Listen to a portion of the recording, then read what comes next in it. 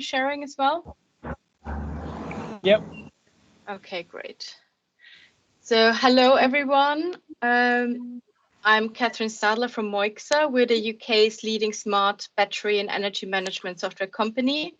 Moixa develops clean energy technology to help the world live in a renewable energy-powered future. We install solar panels and smart solar batteries to unlock the full potential of solar energy. As a clean tech company with a goal of enabling more renewable energy on the grid, we're very happy to be sponsoring this Earth Day event organized by BHESCo. I'm very excited to announce that we've partnered with Kayla and her team on the project to deliver grid services to UKPN. We're here as well today. And in the Worthing Grid A area, and import prosumers to be part of the transition to a future powered by renewable energy. Optimized batteries from Moixa can help you not only to save on your energy bills by maximizing your solar and taking advantage of time of use tariffs, but also reduce your carbon footprint by charging your battery from the greenest energy possible. We're currently looking for people who live in the right area and would be interested in purchasing energy storage, who either have solar already or not. If that's any of you, don't hesitate to reach out to BHESCo or directly to Moixa, quoting BHESCo as a reference for more information. All participants of this event will also receive a follow-up email with more information. You can be part of a new era of energy in Worthing. Thank you very much. I hope you all enjoy the rest of the event. Thank you. Thank you, Catherine. So I will now introduce each speaker before they give their 10-minute presentation, and a heads up that I will be letting people know when they have 1 minute to wrap up. So first of all, we have Lynn MacDonald, who is a graduate in electronic and electrical engineering from the University of Strathclyde. And in 2011, she was appointed as low carbon project manager within UK Power Networks. Lynn, thank you so much for joining us this evening. If you'd like to share your screen with us, I will hand over.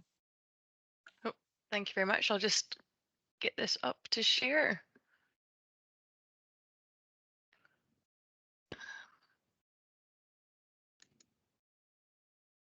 Let me know if you guys can see that just before I start talking. Is that sharing positively? Yeah, that's good, Lynn. Well, hello and good evening, everyone. Happy Earth Day. I'm 10 years graduated, so I'm a wee bit longer in the tooth and industry than my bio might give. So I've been 10 years working within UK Power Networks Innovation and Smart Grid team, and it's been an absolute fantastic period to work in the energy sector, just with this amount of change, certainly the changing habits of customers, and certainly very much with the customer ask and policy driven view to get to net zero. So there's some fantastic projects and activities we're doing at UK Power Networks, also co-developing with customers and some also fantastic companies within the area of Brighton and Hove, and Energize Sussex and Community Energy South. But I'd like to focus maybe more on data and LV monitoring, just focusing on how can we achieve net zero.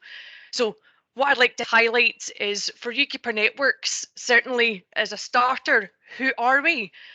Well, depending where you're currently located, we are, if you're certainly in the London, southeast and southeastern area of the networks, we are your distribution network operator.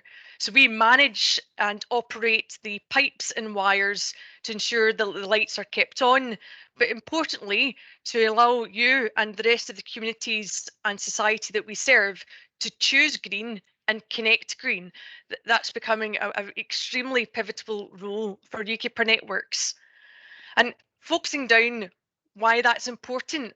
Well, looking at the changes we're observing already, taking heat pumps, we've just got about over 10,000 heat pumps on our network at this time, and looking at our high forecasts, that could be about 712,000 by 2030. Similarly, for electric vehicles, we are forecasting a continued boom in the choice of customers using electric vehicles or shared card electric vehicles out 2030 at 4.5 million. But it's important in these considerations we think about the customer the household, what choices people want, and also taking into account that this transition must be inclusive to all. So we have about 800,000 customers across our 3 regions that are in fuel poverty. So it's really important that we consider usability, affordability, ensuring that everyone has the ability to participate. So one size does not fit all.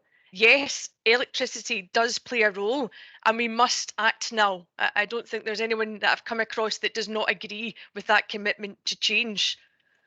But in achieving that change, to spotlight some of the things that we're doing, one of the key asks from our customers was to increase network visibility coverage across our 3 regions. Now, why is that important? Well, historically, a lot of the generation and loads had been one flow from the large power plant stations. So we've got fantastic coverage at the higher voltages. But historically, not much was happening on the lower voltage level, which is closer to homes and small to medium businesses and community energy groups. So we're investing to put in low voltage monitoring across our 3 regions. And what that does, it opens up data and information for us to look at really positive opportunities to open up flexibility where a community energy group or a household via an aggregator like Moixa, a colleague on the panel, can actually participate and provide their services from their solar panel and storage, for example, and get paid for that. But also that saves customers money because we're managing the peak, and it'll save us having to invest in traditional reinforcement. So we're investing in low voltage monitoring. Yet we must also be innovative and also look at other cost-effective options. So we're going beyond just devices. So not just looking at LV monitoring equipment, we're also looking at how can we better use data. So we're also kicked off an innovation project called Envision, and that's looking to build a software-based machine learning tool and also capitalise on third-party data. So this tool will basically take the information that we have at the moment and then predict using some clever algorithms what's the likely running arrangements of another substation. So why is that important? Well, it's delivering visibility cheaper and faster, and also just a call for action. If you happen to be a customer or a community energy group on this panel and attending, and you have information on energy generation, storage, or electric vehicles, please get in touch. We've just kicked off this Envision project. We'd like to explore what data people have, how that could be useful, and then partner with you through the rest of this year and seeing can we uncover the fact that visibility can be achieved working with others. Another area to highlight for interest is we've launched an open data platform that we're calling the Distribution System Operator Dashboard. What that provides is we've taken feedback from our distribution energy resource community, and they outlined 200 data points of information that were of interest, such as frequency, voltage, and so forth. And why they wanted this information is they want to look at points of connection that would be cheaper and meaningful for the generation types of interest. So I'd encourage you to check out that DSO dashboard. I'd also welcome feedback. Is it useful? Could it be more useful? And where would you like to see developments? The feedback that we're already getting is, as this currently shows about 10 grid supply points, customers are already asking us to go deeper to release data down to the low voltage system.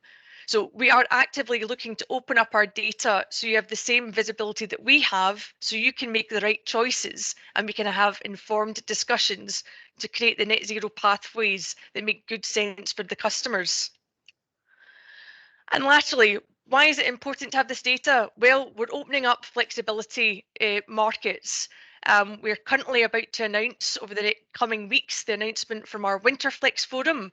But in the meantime, until the next announcement, I'd encourage you to subscribe to our flexibility mailing list so you can find out when we're opening up new zones where you can bid in and receive payment for your green generation.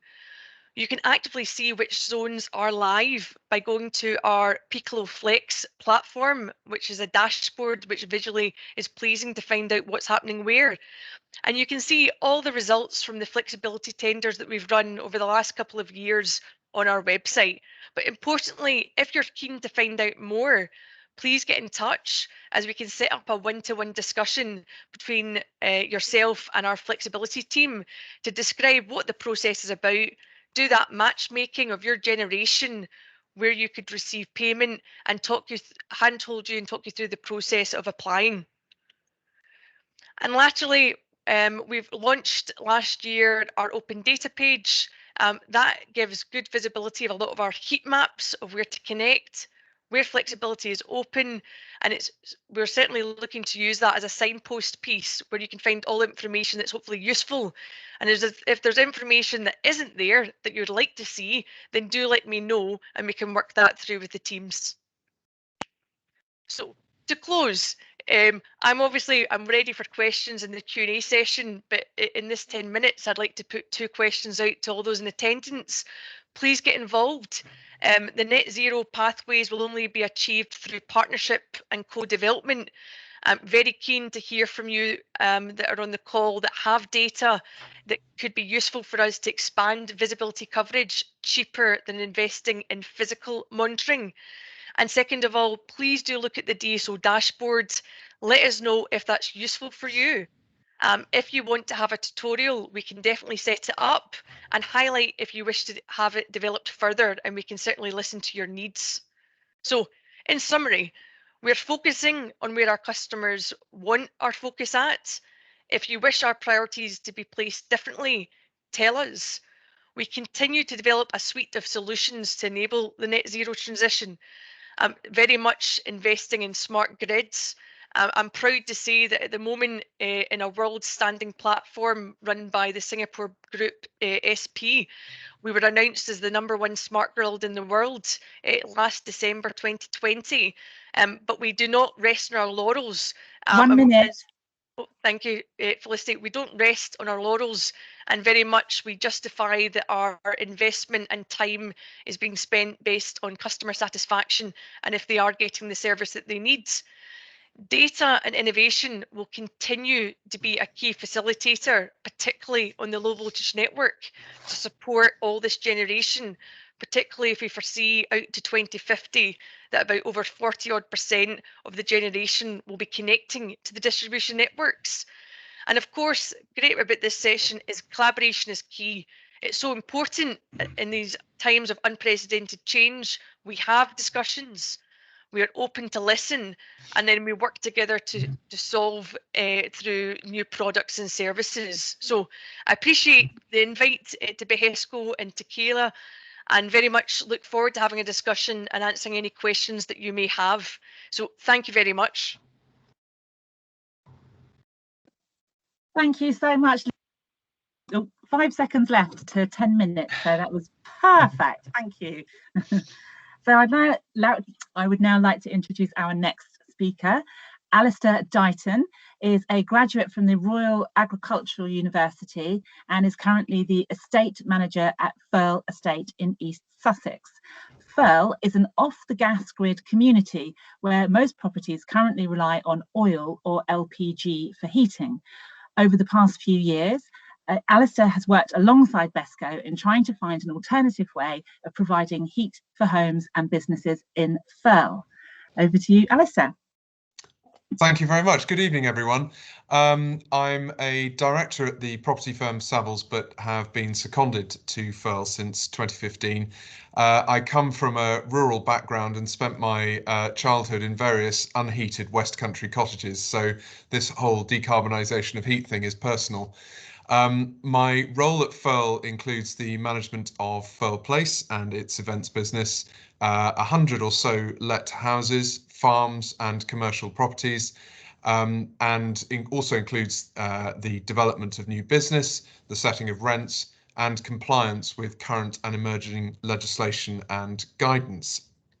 So the inquiries that Firle has made into the world of decarbonising heat started with a very specific project to install a 400 kilowatt biomass boiler in late 2015, early 2016 to heat Firle Place. It is basically a grade 1 listed colander and has an enormous heat requirement, primarily to cater for the fabric of the building and its art collection. We run it off the wood chip that we produce ourselves, and this project worked and worked well, and we reduced our oil consumption there from 60,000 litres a year to 5,000. This led to us thinking where it could be replicated elsewhere, where we could put in renewable low and no carbon heating. And that led to me meeting Kayla and to the proposals for Firle. So I thought I'd give you some insights into the general theme of what does it take to decarbonise heating. The first aspect I wanted to talk about was or is the properties themselves. Firle Village has properties that date, some parts of some houses date from the 16th century. The most recent houses that we've got are mid 20th century. Many are listed. Most are in the village conservation area, and we cannot just do what we want with them. There are several pretty tricky construction types, including some ludicrously thick walls that look like they can withstand cannonballs, let alone drill bits. We have variable energy efficiency levels that at best are moderate and at worst are really poor. Some of our EPCs, when I first did a wholesale audit of the portfolio in 2016, frankly, were little better than an open barn. By way of illustration, the costs of a broadly representative sample that Kayla assisted us with on moving them from bands E and F to roughly C and D were between £10,000 and £35,000 per property. That is quite a big ask. The next area areas of things that need to be taken into account is the expectations of those who live in the properties.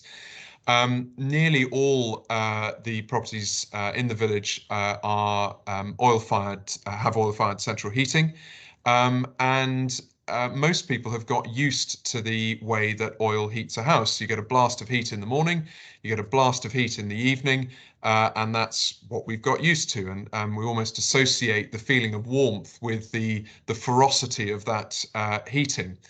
Getting across that there is another way, and as we all know, renewable heating systems have a very different heat profile, certainly heat pumps, is tricky. Trying to persuade people that constant temperatures can be your friend, and it doesn't have to mean that it's stuffy in there, it is quite a challenge.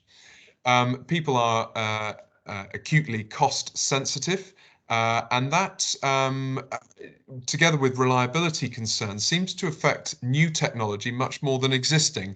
So, for example, on the reliability front, our boilers go wrong. We service them every year, but we have to replace within Firle Village alone 2 or 3 a year, and we probably have 30 unplanned call-outs a year.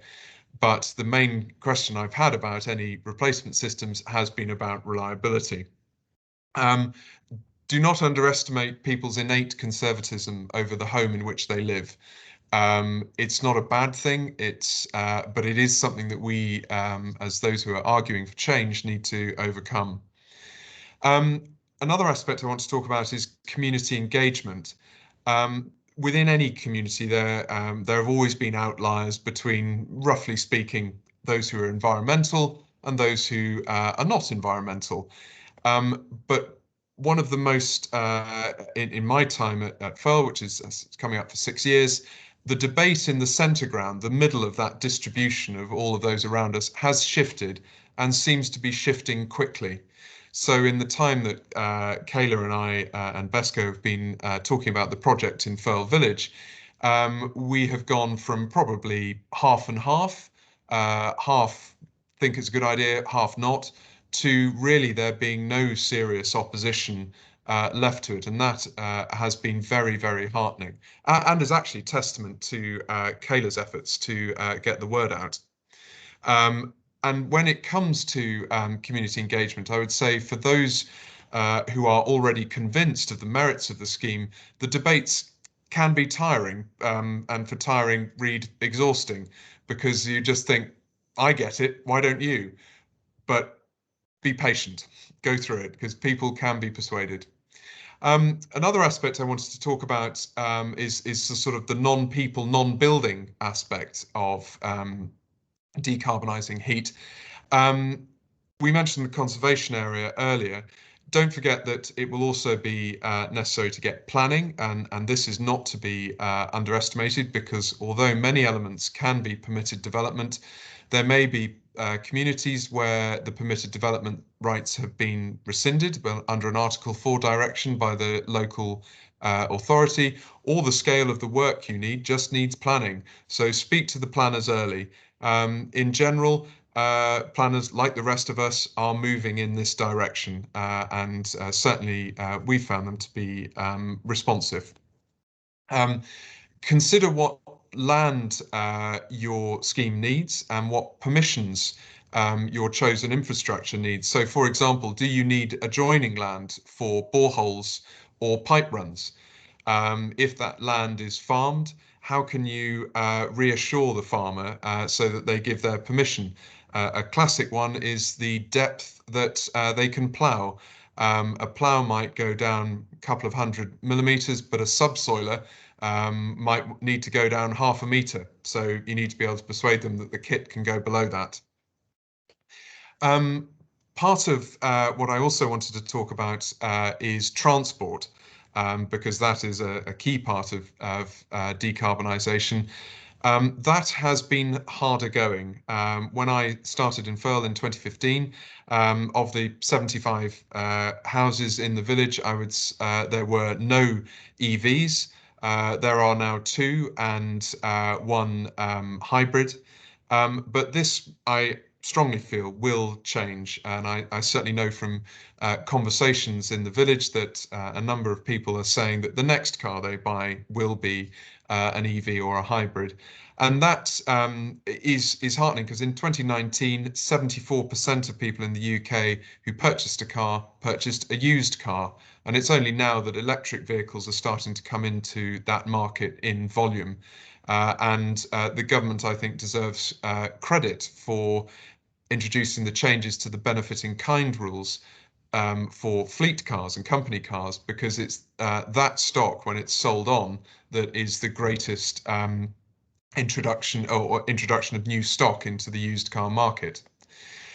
With transport, BHESCo have helped us with a bid to reinforce the grid in Firle so that we can support electric charging points, and we hope to do those first in the village car park that the estate provides free of charge for the village.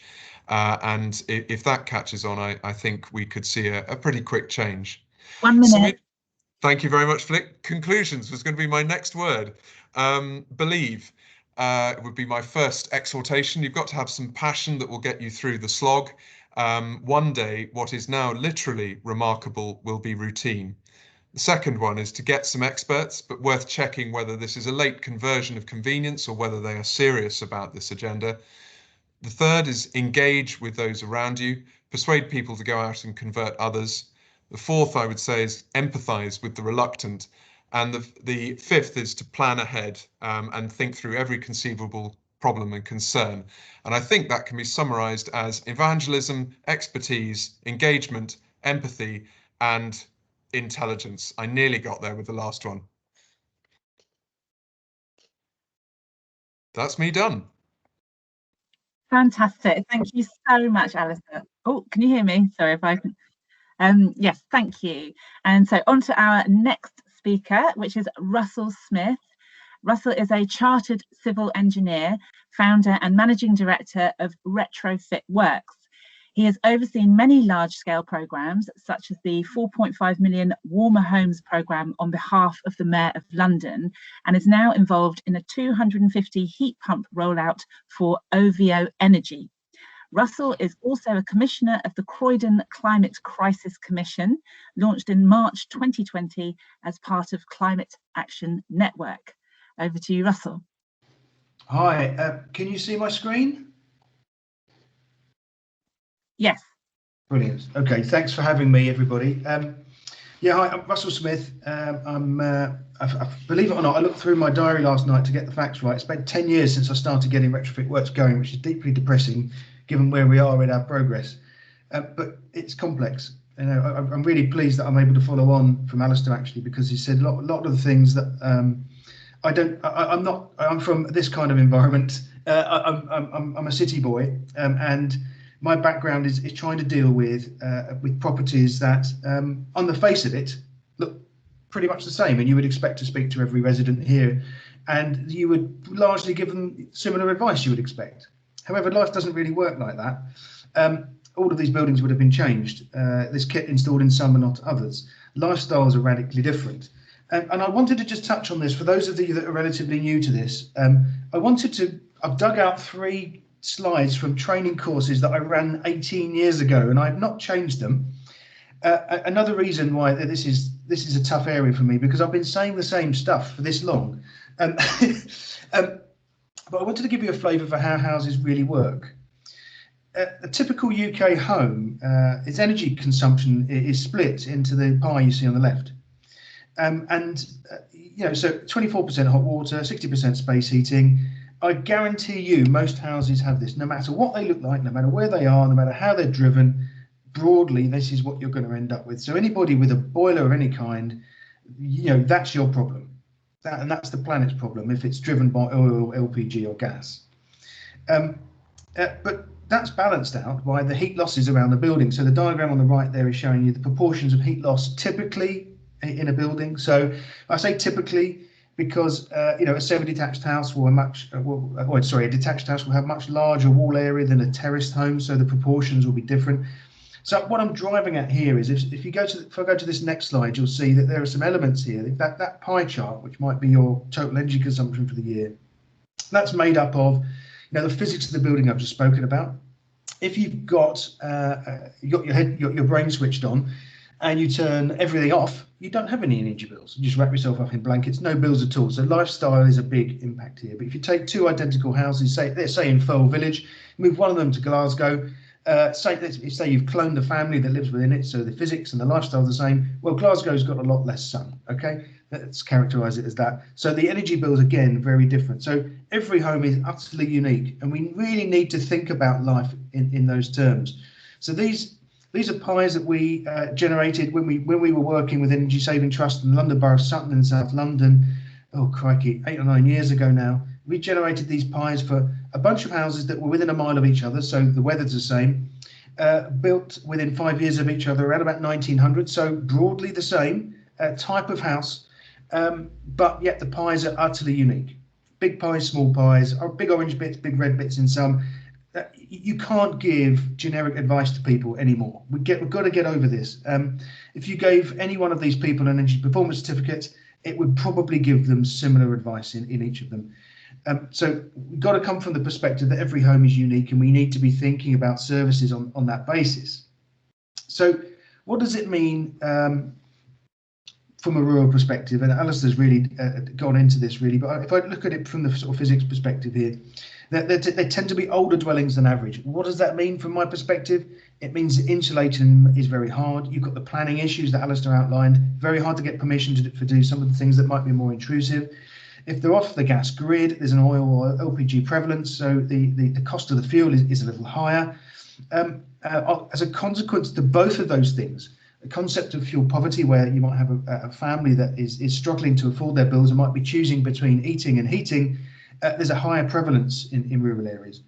And if you want to get stuff done, one of my jobs right now is to trying to build the market to actually get contractors offering decent services to help people do this kind of thing. There's a narrower choice of contractors, and in conclusion, it's hard. What's coming over the hill, though, bottom right there is a picture of a heat pump on a building. And I wanted to focus a little bit on what that means, because it ties together nicely the UK Power Networks perspective. It ties together nicely Alister's issues at Firle. What does it really mean for buildings as we go forward? I'll give you an on-gas example, the sort of analysis that we do at Retrofit Works. We call this a whole house plan. For this building that's on grid, phase 1 in that chart there is just installing one heat pump. So Flick mentioned that we've got a project with OVO Energy. We're installing 250 heat pumps across the southeast at the moment, in a wide range of different types of buildings. For this particular building, you've got a big reduction in energy bills actually from installing a heat pump. In fact, the detail is on this next slide here. So that reduction in carbon emissions from installing the heat pump, this top row here, but actually their bills have gone up as a result. And that's largely because of the difference in cost, but actually the building's actually relatively well insulated already. So you've got to be able to look at each individual building. It's not just saying heat pumps everywhere. There's other things you need to do to make sure the building's actually performing well in the first place.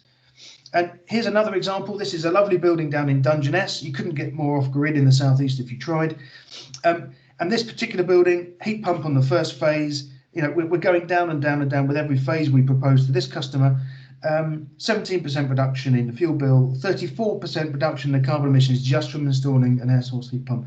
So there's bigger opportunities for this kind of technology in a rural basis. And also, if you've got the opportunity to group some properties together, there might be networks of heat pumps that can be worked in a smart way too. So I'm going to quickly go into what we're trying to do at Retrofit Works, which is really about collaboration, bringing people together that generally don't work in collaboration, because this is tough. It's about trying to get householders on board. It's about getting contractors to believe there's a market. And in spite of the government's best efforts to try and scupper the market with the Green Homes grant that was doomed to failure from the start, actually there's a lot of really goodwill out there to try and make this work. And Retrofit Works is a co-op owned by the advocates on the left there, practitioners on the right. What we're trying to do is to enable, is to work with local organisations such as BHESCo, we're great friends with, to try and basically put a commercial structure together to enable all sorts of organisations to say, you know what, we know what needs to be done in our area. We understand what our householders need. We really want to pull things together, and what we try to do is put a structure around local contractors, show them what needs to happen. They might believe in it, they might not want to do a bad job, but if they don't really get any training, they will do. So it's trying to do a lot of things, a lot of nurturing in that respect, and try and bring finance to this as well. And something we've been starting to get really quite successful in now. And the model in a nutshell is in this diagram here. So it could be a whole bunch of different types of advocates that would represent a whole bunch of different types of people that need things doing. We bring them into the fold. We put some tools in terms of our analysis, area-wide analysis, not just individual buildings. We've got a tendering platform that enables us to get the contractors vetted. They can only be a member if they're good. And we put them through a process that enables us to give a price for a householder, competitively tendered, on the basis that we will nurture them through that process and oversee the whole thing as well. But it's a lot of what we do to get to the first port is data. This is a representation of London. We've just finished another round of analysis of every individual dwelling in London. So we've got a database now that allows us to analyse sort of zero carbon futures, if you like, across London. What's it going to cost to take a certain different approach? So, for instance, one part of London might be about heat networks. It might be about insulation. It'll probably be about all of them. But actually, what's the emphasis? And this graph is really showing us certain parts of London where the prevalence of solid wall insulation is higher. So, yeah, we can cut and dice this. We've also done Sussex, Oxfordshire. All of Greater Manchester has been done now. So all of this kind of stuff is available to us. And we were very lucky to get some funding from government to help push out one of these models of more commercial manifestation, if you like, working with local groups and local authorities to push out a brand that hopefully householders would be attracted to and would spend their own money to do this on their own homes. And varying success across the country. And I have to say, the one unequivocal thing I can say about it is that government really stuffed it because of the way that the Green Homes grant came in and pulled the rug under it. But we're starting to regain our momentum again now. There's a great animation on our website that really explains it all in 3 minutes. And I'm going to leave you, since you can watch this on a video, a couple of slides here on the National Retrofit Strategy that I wrote for government back in December. Some key interlocking components that will make this work. Let you take any one of those away, it will not work. But the big issue I wanted to show you here, just as a final slide, this is the number of jobs that have been predicted. Here is 2021. This is the amount of people we need to get into the UK retrofit industry, based on what there is right now here on the left, it's a 2.5 times the amount of people working retrofit to get net zero done in households across the UK. That includes installing heat pumps and includes reducing the need for heated buildings to make those heat pumps work. This is an enormous undertaking. We've got to take it seriously, and that's in cities and in rural areas. Every house has got to have something significant done to it. So it's tough, but I do believe with good collaboration that we can really get there. And there's more information on their website if you're interested.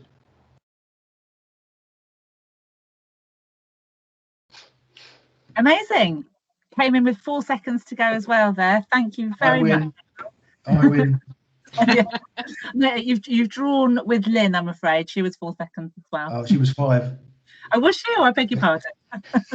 You're paying attention. Okay, so on to our next speaker, Kayla Enty.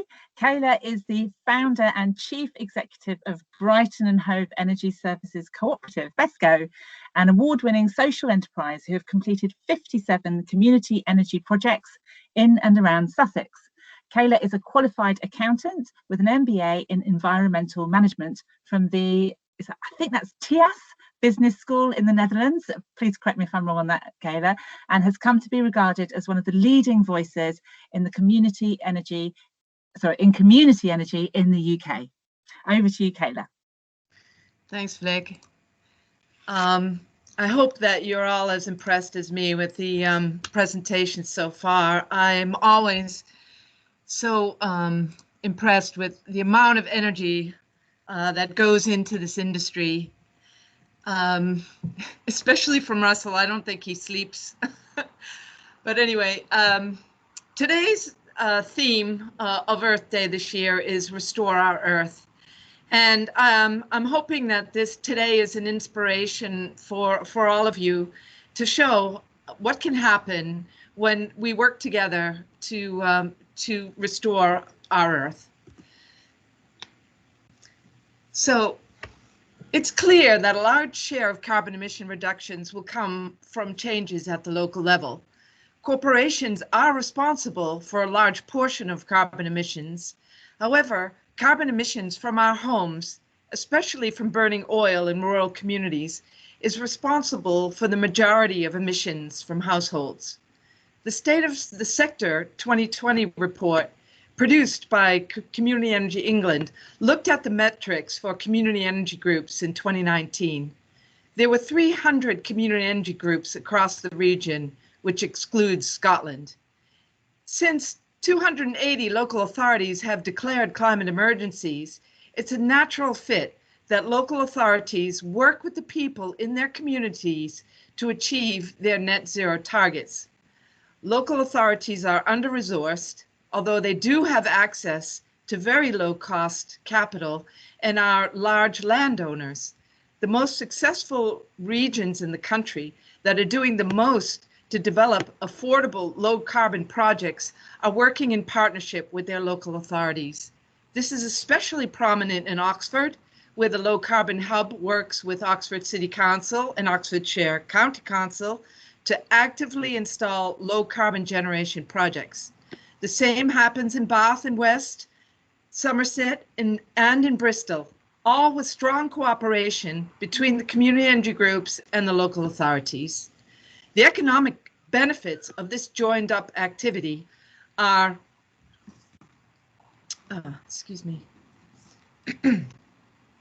are huge due to the commitment, expertise, and low cost resource that community energy offers. So under existing national policies, local governments could take action to support community energy to reach their net zero targets.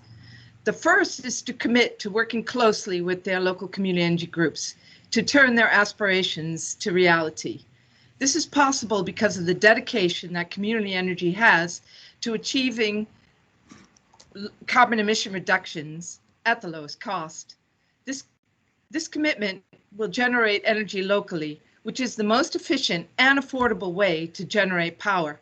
A big issue for reaching net zero targets will be the affordability of the solutions. These solutions are not related to carbon capture and storage, which is an additional technology that actually enables business as usual to continue without generating any energy itself. It's also the same with nuclear power, which is useful for large industrial scale activities, but will need massive government subsidies, read taxpayer support, to get on stream. The technologies are unproven and very expensive. Community energy ensures a just transition, looking after the more vulnerable people in our communities, ensuring that we are not paying over the odds for energy, which is something that we really can't live without anymore. It is as fundamental as having a roof over our heads. With the will and cooperation of our communities, we will overshoot the aspiration of 20 times bigger, look after ourselves and our neighborhoods and our climate as well. So here's a layout of what a net zero community looks like. We are using technology that is available today and applying it to the setting in the natural environment where it can do its work most effectively. I could go into great detail about what net zero communities look like, but it is not sufficient to only address new development for achieving net zero or carbon neutral communities. We must address inefficiencies in the existing built environment, replace our boilers combusting oil with heat pumps, either ground source or air source, power these with solar panels using our roofs, car parks, and on-site electricity generators. Supplement these with wind farms and solar farms where possible, and connect it all to an energy control center where we are monitoring and operating the system as a whole. Heating our swimming pools with solar thermal, creating interseasonal heat storage, charging our cars with electricity we generate, and improve our transport systems by getting more electric-powered buses on the roads to connect our rural communities. Food waste can produce 25% of our gas to service our urban communities where it may be more expensive to replace the existing gas boilers with heat pumps.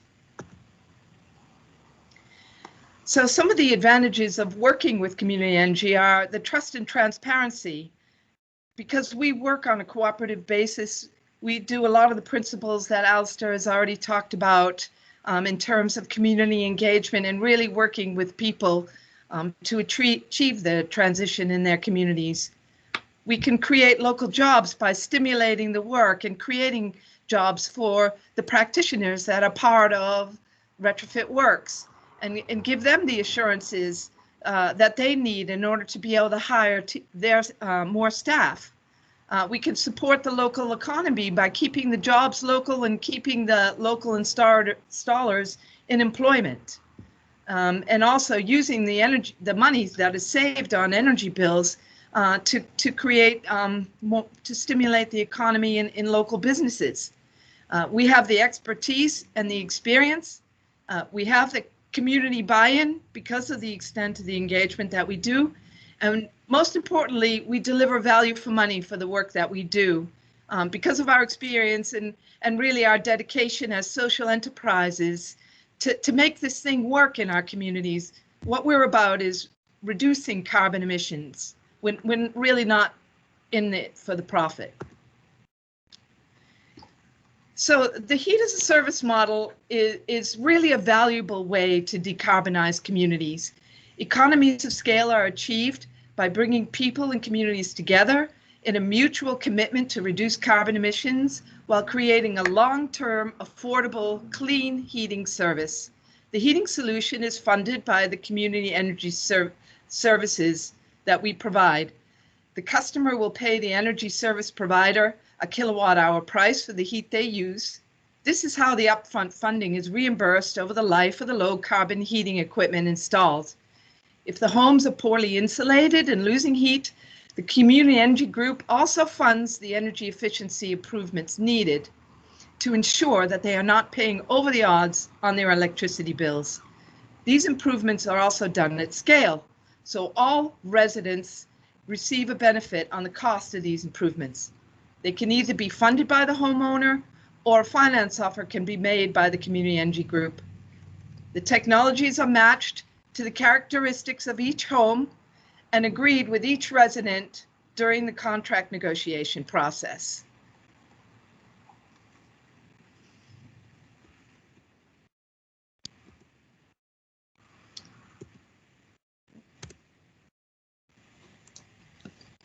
Sorry, what's that? Okay, there we go. The challenges to the decarbonization of heat stems from the economics of heat pumps as opposed to fossil fuels. At the moment, there is no leveling up in government policy for properly taxing fossil fuels used for heating in the same way that electricity is taxed. This will need to change in order to ensure that heat pumps and fossil fuels are on an even playing field. We were able to close that gap with the non-domestic renewable heat incentive subsidy. However, that window is now closed. There are other subsidies available to allow us to continue work in this area. However, there is a big policy gap at the moment where government is providing more subsidy support to large corporations with grand plans than to more simple solutions that community energy offers. 1 minute. Thank you, Fleg. The decarbonization of heat is an individual process. This is what makes it so difficult to implement and yet so applicable to community energy solutions. So that's the end of my my presentation. I tried to bring together what everybody else has presented to talk about a uniform solution where it really is about us all working together to reach net zero. So thank you very much. Thank you, Kayla, and thank you to all our panel. So we're now going to go to some questions. I just want to check with Dan. Have you had any from the chat that you would like to start with, or should I just carry on with the questions that you've given me? There was one from the chat, but we can perhaps come to that after you've gone through a few that were submitted when people signed up.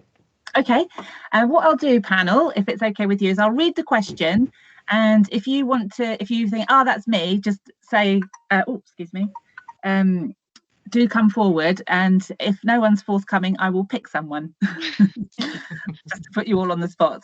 So the first question was, how can our ageing, minimally insulated, largely gas-heated housing stock be retrofitted with clean heat and cooking fuel and energy efficient buildings? Who pays? How? Where is the practical will to do this and accept the potential disruptions change can bring? Shall I have a start, Flick? Yes, please. Thank you. I think it's a pretty wide-ranging question that's probably enough for a week-long conference. But I think the central point is there are going to be different motivations for different people. Some people will want to do what I think most of us here would regard as the right thing, and they will just go with energy efficiency and keep the thermometer down and install the most clean technology they can when they come to renew their heating equipment. For others, people are going to need an incentive, and for yet others still, there's going to need to be a stick, and that is where I think the government does deserve some credit in setting the priorities at a governmental, at a country level, because that does filter down. And I think one of the reasons why debate has shifted in the community that I live and work in, and this actually reaches to the question I think it was Annette asked in the chat, is that people are seeing, oh, well, yeah, this is what they're going on about on the news, isn't it? Except they're talking about pie charts and emissions to 2030 or 2050, but this is my house, and people are starting to draw that link. There will always be refuseniks, and there will always be people who cannot, because just the way that the hand that life has dealt them, they are not going to be able to take these steps for themselves. It's a very long-winded thing, which doesn't really answer anything directly, but I think that there's got to be a combination of carrot in making it cheaper and better to do the right thing, and stick in saying you're not going to be able to keep doing the wrong thing. Brilliant, thank you so much. Anyone else from the panel want to comment? Yeah, I mean, I'd agree with Alister's first line that this is a week-long conference, just on its own with that question.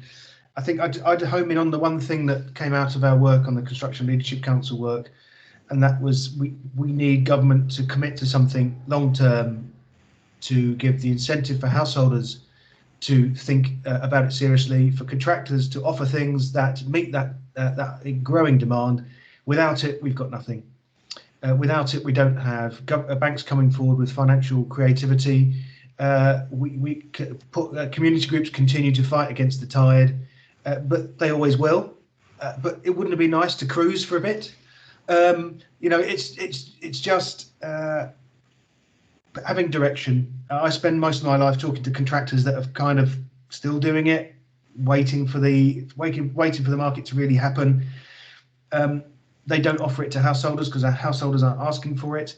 You know, one reason I made a point in my presentation about 3 slides that are 15 years old, because I still need to keep saying the same stuff over and over again to very similar people, and it's driving me nuts. But if we had just a bit of focus, and it's a combination of sticks and carrots, as Alister said, you know, smart doesn't. But politicians seem to want to do one thing. What is it, Russell? What one thing? If we did one thing, what would it be? No. You know, it's got to be a suite of things that will make this work, and it's complex. It's really complex, which is why it's interesting and exciting for me. But it's a whole range of things, and it needs every facet of our industry and community to come together to make it work. Thank you. Okay, so I'll move on to the next question if no one else. Oh, Kayla, did you want to say something on that one? Well, that was kind of like what my presentation was about a little bit. So it really is about addressing the properties on a property by property basis, looking at what is the best way to treat that property. And it's like what Alister says. I mean, our older listed properties, those are going to be more expensive to treat. I believe that the Committee for Climate Change came up with an average cost of retrofitting our homes of about £18,000 per property just recently, and that kind of jives with what we've experienced in our retrofit works. Can I just briefly ask Colin Pope to turn off his video so that only the panel is showing? Thank you, Colin. Yeah, so this is part of the complication and why we work so closely with Retrofit Works and why it's a great solution for community energy groups as advocates, because it really is a bespoke process. And you got to bring the experts in, you got to develop the trust, and you have to be able to have solutions that will really do the trick in creating affordable energy, because like Alister also said, not all of us are as privileged, and we need to take care of everyone in this process. Thank you. And I just wondered, Lynn, do you have anything to add to this particular question? I think primarily, I mean, I'd probably want to flag that, I mean, it's down to everyone to play their part. I think primarily there's pathways for decarbonisation of heat. I think we do recognise that policy is important. I think that's where this collaboration work between big businesses, local authorities and community groups is absolutely pivotal. Because I think certainly through the work that we've been doing through community heat and also Heat Street is trying to make sure that we create a community-led blueprint, and looking at the appropriate solutions that are fitting for society. And I think within that, we need to look at what is the right cost option, who's paying. I think there's obviously a lot of activity taking place in the energy sector around charging. I think also looking at not only who is paying for it, but also ensuring that the opportunities are open. So looking at that when I was referring to my slides around flexibility services, that's maybe an opportunity that supports some of this green generation to kind of make good business sense where possible, where community groups and sort of local households can receive payment for providing that generation back to grids. So that it's trying to look at that activity where it's taking a very holistic view. I think it's important in that approach, and certainly myself and my colleagues at UK Networks, it's really important we have early discussions as far as possible to look at the right design, and also come up with maybe other novel arrangements, and also use evidence-based demonstrations maybe that pushes boundaries, questions the regulation set up, questions maybe services that we could do better at as a network operator. So I'd probably pivot down to the key thing is collaborate, early discussion, and then actually let's use really good demonstrations in reality to prove or disprove some of the hypotheses we have. Because I think that that's probably the biggest thing, and something that we can have real conviction to herald those as positive cases. And also remembering, I think in any approach, there will be successful successes and successful failures. So I think we need to embrace that attitude and make sure that we do that knowledge exchange amongst all of us. I think in my short, just coming over 10-year career in the energy industry, I am still humbled on a daily, even hourly basis with new information, even like today's event, listening to my fellow panelists, which hopefully if we work collectively together and share insight, we'll collectively build a better future. And also open to other international examples where they are finding ways to make this work. Lovely, thank you. I'll move on to the next question. As individuals campaigning for the planet, should we, together with renewables companies, get 100% behind the silver bullet that is green hydrogen? I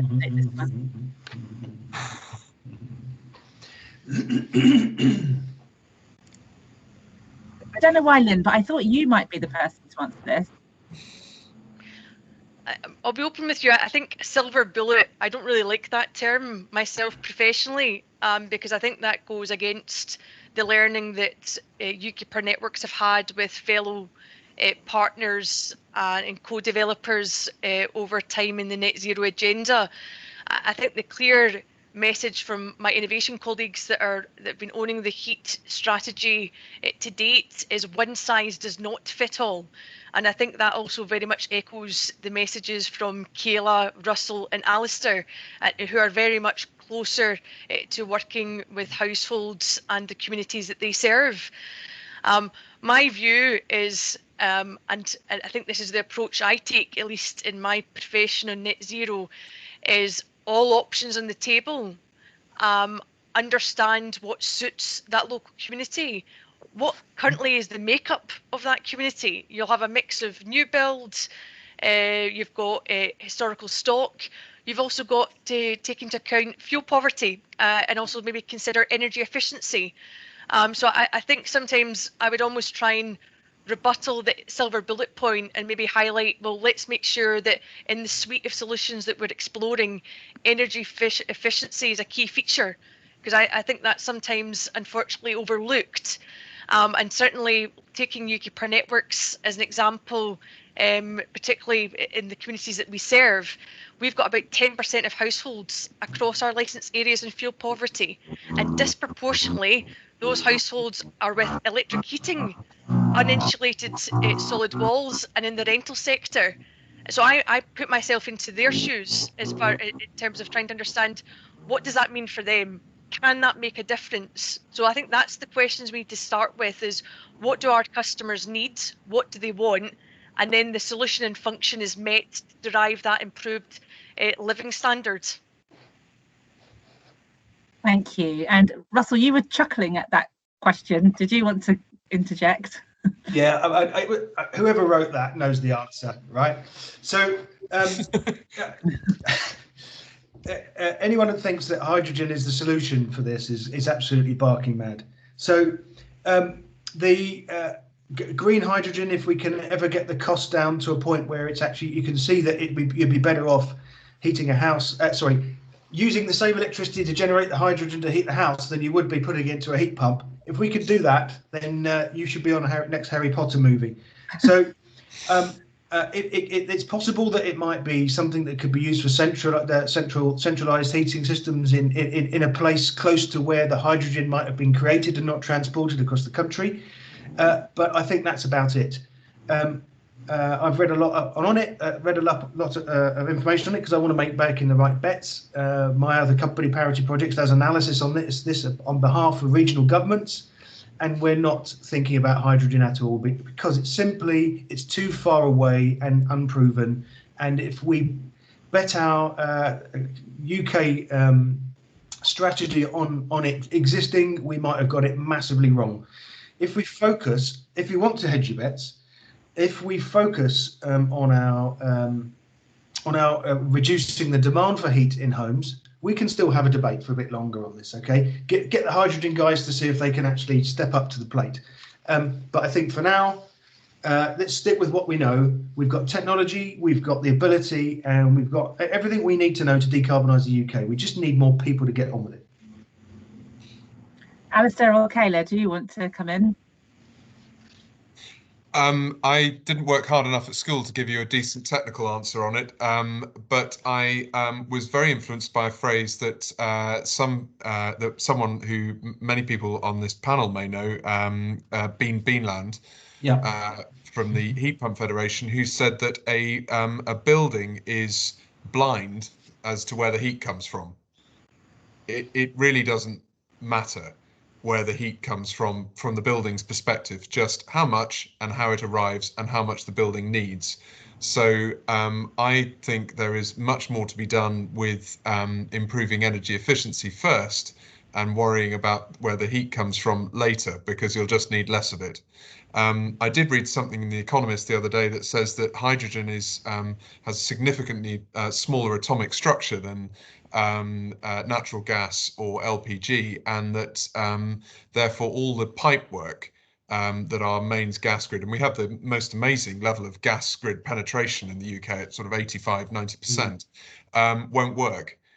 You would need to sleeve it, and they're not certain that the technology exists that is unporous enough, if that's, no, it's not a word, but it will do, to actually achieve it. Yeah, absolutely right.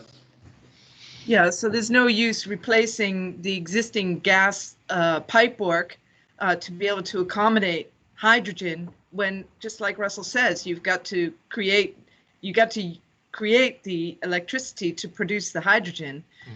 Personally, I think hydrogen is best applied for shipping and for large industry. So in my mind, we should be not looking at a new coal production facility in Cumbria. We should be looking at how hydrogen can support the production of steel.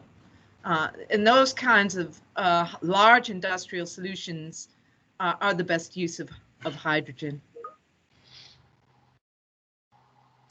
Okay, Dan, did you want to ask one of the chat questions? I think Alister already covered one of the questions from earlier. There's a couple of newer ones here. Is it time for onshore wind in England again? Was one question from John Taylor. I can duck out of this one. I don't know. I'll make a start. I would love to see onshore wind come back because it's the cheapest form of energy. If we're really going to tackle fuel poverty in this country, and before the pandemic, we were talking about 2.5 million people who couldn't afford to pay to properly heat their homes, and more than 30,000 people who die every year because of that problem. Then we have a social responsibility to ensure that we are delivering clean, affordable heat. And offshore wind is the obvious solution to be able to do that.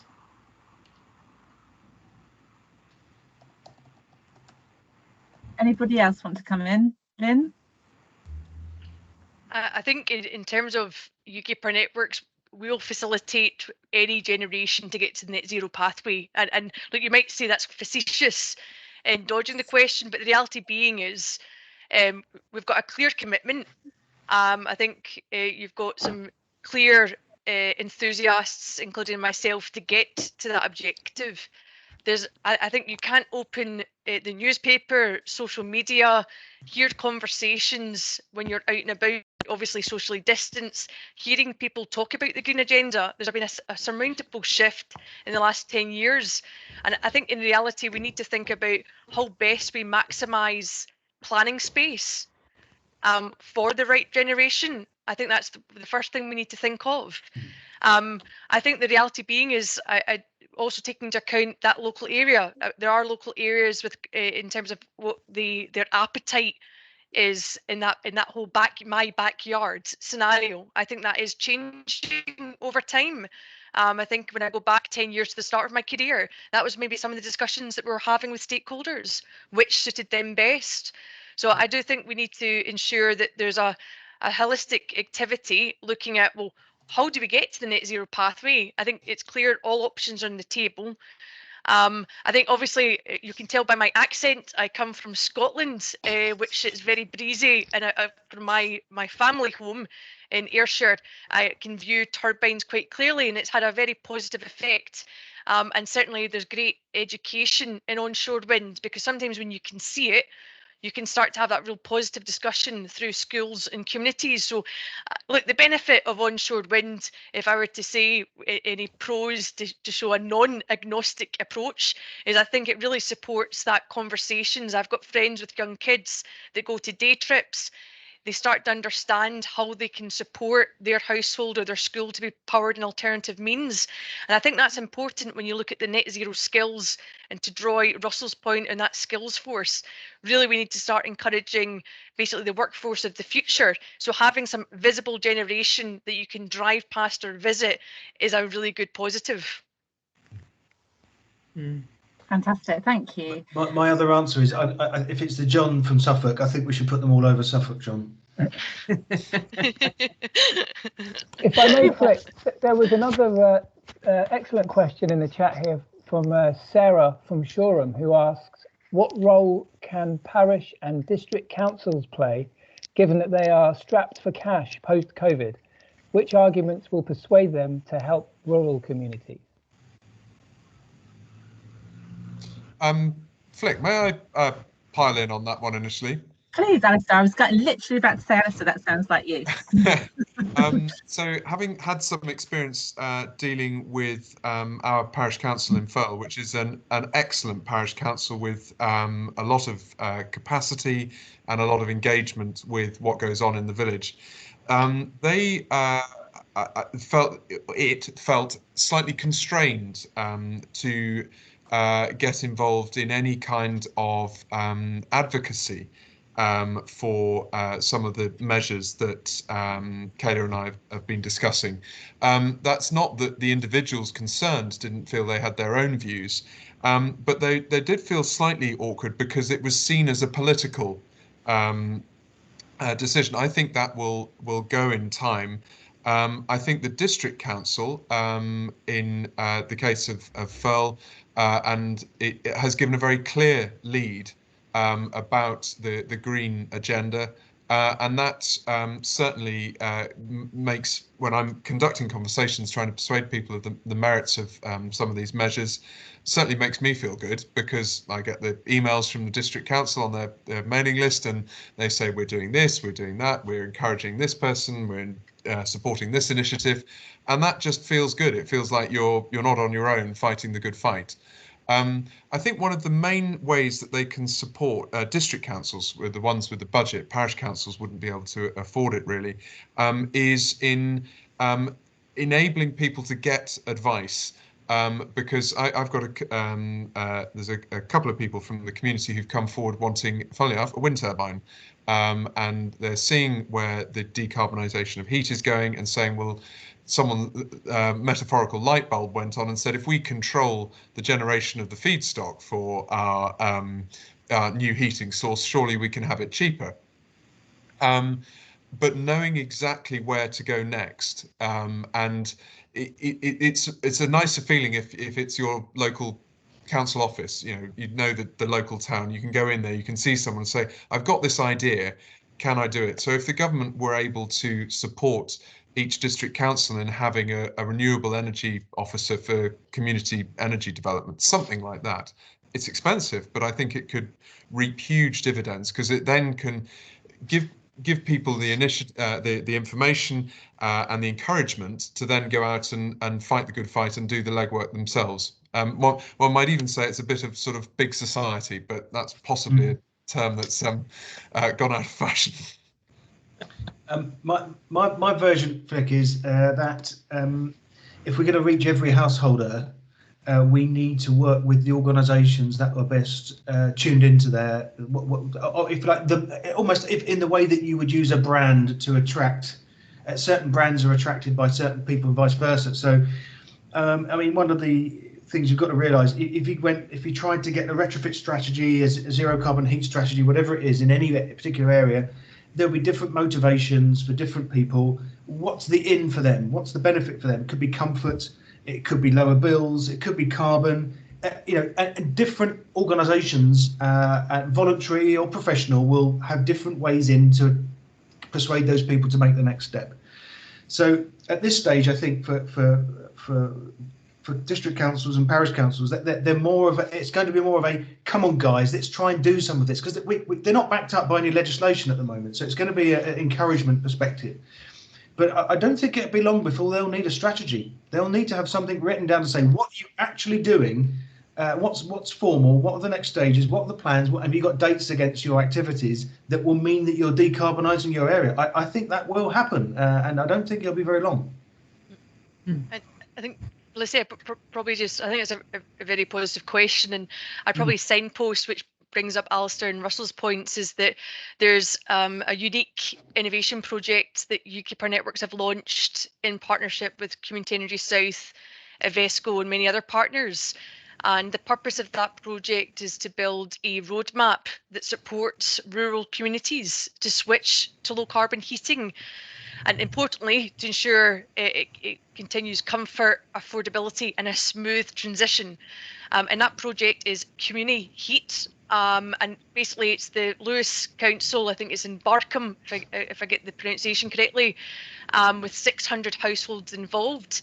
And I think that's a really good example where it's community groups, local partners coming together, working with researchers, working with the network operator, and then looking at those pathways and different approaches to compare to low carbon heating. And really the purpose of that is to create a blueprint, a wee bit like a cookie cutter, that others could look at. So that might also be a really useful sort of area for those to keep a watching brief on, both to contact UKPR Networks, Ollie Pendred from Community Energy South, who's working with us. And certainly the purpose of this is to be a blueprint, so get involved, because then we can meaningfully understand some of the key factors that might interplay in different parts of sort of London, South East and elsewhere in the UK. And I think importantly, the other project I mentioned briefly earlier was the Heat Street project. So that's really looking at the sort of dynamics of what influences the sort of uptake of low carbon heat, and that's supporting and working with local authorities. So I think data exchange is extremely important, so we can understand what are the areas of focus, where can we get tangible wins, making sure we don't just exclude. I think sometimes in discussions people just talk about the domestic household market, but we also need to consider non-domestic. And I think basically I would highlight is community heat is a good starting point of a blueprint. And second of all, I think primarily in these discussions, it's really thinking of, well, look, financials are an area of focus, but then thinking about that flexibility services, you could get paid for this. So what I might do is I'll drop in the chat maybe a link to UKPR Network's heat packs that we've launched recently. And what I'll also put is it is a document we did in partnership with UK 100. It was more local authority focused, but I think it's just as relevant for parishes, where it talks you through some of those things. And we've actually broken it down to think of speaking to your financial director, how do you invoke their motivation? I'm sure the document doesn't do all of the selling, but it's maybe a good perspective just to give you some of that sort of step-through guide, particularly if you're looking to connect or make the most of the generation that you've already got sitting out in your local community? And Kayla, did you? Oh, yes, sorry. Understanding how people are using electricity in local communities is important, but it's also very important to understand the built environment, so the home that you live in, and how you're using heat in that home, and how you can reduce that heat use by installing energy efficiency measures in that home. And so with parish councils, the contribution that they can make is really that they understand the landscape of their communities. They understand who the landowners, what motivates a lot of the people. They know the personalities. They're really great on the ground contacts for community energy groups to work together with, where community energy groups could do the energy assessments, understand heat loads in these communities, make suggestions on how to reduce heat consumption or electricity consumption, talk about power generation in those communities and what the potentials are, hold town hall meetings where you bring the communities get together and people make suggestions, like what was happening in Firle, where people wanted a wind turbine. All these kinds of things can be coordinated in association with the parish councils. Also, when community energy groups are looking for funding to do these feasibility projects in various communities, they really do need the support of the local parish councils in order to be very effective, because it will give them a leg up in terms of understanding the geography, the personalities, everything that is going on in those communities to help them be more successful. I think data is important. Data is important to UKPN because they have limitations on their local networks. They need to understand how the connection of EVs and heat pumps and all that electricity consumption is going to impact their grids. But from the perspective of people in villages, yes, they're going to want to know that as well, because it might affect their ability to connect. And then they're going to have to look at other options like flexibility to be able to perhaps avoid the reinforcement costs that would be assessed in order to make those connections. Thank you. So this question might be the question to end the panel or end the discussion, but it might be the one that everyone doesn't want to answer. So I'm going to ask it. We want to do our best locally, but how can we persuade government to do better? The Green Homes grant was just the latest catastrophe. Who wants to answer that? Russell, I'm going to pick you. Yeah, I don't know. I kind of feel like I may have answered it already previously, but we just need an unequivocal direction. We need it to be immovable. And I know that's difficult when you've got democratic cycles, but I cross-party consensus to make sure we got something we can all commit to is everything. We can all innovate and we can all work hard till we're blue in the face. But do you know what? That Green Homes grant really kicked us in the teeth. I cannot underestimate how dreadful it really was. Kayla knows we had a whole bunch of customers in Sussex, and they did nothing for 5 months waiting for a grant. That was a tiny fraction of the overall cost. Now, £5,000 is £5,000, right? It's a lot of money to anybody. But actually, they were just about to start the project when the things were announced. And they announced it with a dreadful administrator and with a supply chain that's inadequate for the volume of money being spent. So they're just doing things in the wrong order. I appreciate we're in a COVID situation, and it was really money to be spent on stimulating the economy on the back of that. But and I will admit it's the right area to spend money, because you spend money on retrofit and you have a multiplier effect, because you're reducing people's bills, you're stimulating the economy, and you know it really is the best thing you can spend your money on if you want to stimulate an economy. But they just did it so badly. They're rushing into things. It needs us to have a considered plan, a ramp up. I'd invite people to look at the Construction Leadership Council's National Retrofit Strategy, and it's an S-curve profile. It's saying let's start slowly. In fact, let's spend all the money the Conservative Party promised in their manifesto, and then prove we can do it. And then we can start going with more incentives, more money for people that haven't got the money.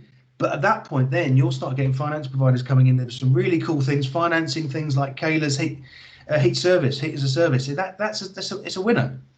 But we really need to be stimulated enough to think in a slightly different way about our buildings, and we won't get that without a long-term plan. The thing is that Russell was feeding into government before the this Green Homes voucher scheme. They were well aware of the fact that we didn't have enough boots on the ground to be able to fulfill the demand that was going to be stimulated by the policy, and yet it went ahead anyway. So I think we have to raise the skills. We have to retrain. There's a lot of people who have lost their jobs now as a result of COVID that won't come back. And so the industry is just ready to get all these new entrants in, get them trained and skilled. And then if they could join the Retrofit Works platform, then they would have a whole pile of work waiting for them. Yep. That they could generate an income. So it is a process. The thing about the industry is that it's a very long-term investment, and you can't have short-term thinking running the industry. It has to be long-term, and it has to be strategic. It's the only way we're going to be really successful in meeting net zero, is by being very strategic, choosing the right technologies, and going for it. For example, Ernst & Young a long time ago did a survey and demonstrated that the UK has the highest wind potential of all of Europe. And so we should be using that natural resource in order to create our electricity, because it's the cheapest form, and we can take care of our people. And yet there's all these distractions from the simple fact that we could make a big investment in wind and energy efficiency. There are already days when 60% of our electricity is provided by renewables. So we're getting closer anyway without the likes of hydrogen and carbon capture and storage. We really should be investing in the technologies that are proven, where we can make a difference. Yep. Lynn, can I invite you to comment on what Kayla's just said? Yeah, I mean, I think generally in this question, I think, look, we're absolutely at a critical time in the net zero transition, where decisions and actions that we take now and over the next 10 years will very much define future success. And look, I understand, and UK Power Networks understand, that policy and the technology environment is changing. And certainly we've heard and listened from our customers, their needs, concerns and expectations, and particularly through the engagement that we've been doing most recently as we as an organisation start to prepare for our next business plan period from 2023 to 2028. But I think if I look back in the last sort of 5 to 8 years in my own professional experience in the energy sector, I think we've made significant progress, and that's been built on the activity of learning by doing. I think we've been fortunate in the UK to have that available innovation stimulus available to innovators and creators through the Network Innovation Allowance that's been available through Ofgem. And I think if I look across our innovation and smart grid portfolio, I don't think there's one project that doesn't touch on the theme of net zero and ensuring that all customers are kept in mind. So I think for me, looking at certainly at this crunch period for net zero and looking forward to the next activities, I think we're certainly, as UKPR Networks, we're building on our experience, and we've very much defined our ambition to be a facilitator for net zero, and very much engaging with stakeholders and preparing the network. So for me, I think we'll continue to do that role as a facilitator. We welcome positive, constructive challenge where we could do better, where people are seeing examples that others are leading that we can fast follow. Also, we do welcome some positive feedback where we're doing well. That's always good for the many women and men in our business, 6,500, all very keen to make this green agenda a reality. And I think also it's importantly, we recognise as a business, it's also for us to look inwards. What is our carbon footprint? How are we improving? So that's where we've got our green energy action plan. So I think, look, ultimately in this challenge, we've all got our role to play. We've all got to get our houses in order. And I think we also have to be outward looking and faithfully know that we don't all have the answers. I think it's more keeping an open playing field and discussion. And I'm hoping that evidence and demonstration will lead the discussion with where industry follows. So that's what I'd invite anyone on this particular sort of event this evening. If you've got innovation ideas, if you are unstuck that you're trying to commence or you're in flight with your net zero journey and you're finding a brick wall on an activity, tell us, because I can commit on UKPR Network's behalf. We're happy to be a platform to unearth those themes, and particularly if it's got anything for us to look at differently as well. Thank you, Lynn. Thank you. And that actually does bring us up now to the end of this evening's event. For those that said it's okay to contact you after the event, we'll be sending you out a one-page summary of what we've talked about today to help you on your journey to net zero. For those in the audience who are already working to reduce the environmental impact of your community, then we hope you found this event useful, and we encourage you to contact BHESCo if you're interested in developing ways to cooperate and partner together. For anyone who lives in an area that has not yet declared a climate emergency, we urge you to write to your councillors and MPs to demand that they take climate change seriously and develop a practical plan of action to reach net zero emissions.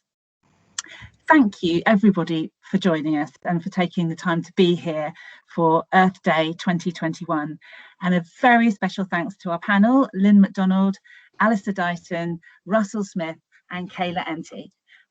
Thank you for agreeing to be on the panel and providing such valuable, fascinating insight into how we can tackle the climate crisis. Thank you to Catherine Stadler and Moixa Batteries for sponsoring tonight's event. And Dan, I believe it's now over to you. I think you've covered everything there, Flick. Thank you very much to everybody. I think it's dinner time, and I'll bring the meeting to the close. Take care, everybody. Have a lovely Friday and weekend. Thank you, everyone. Bye. Bye. Bye.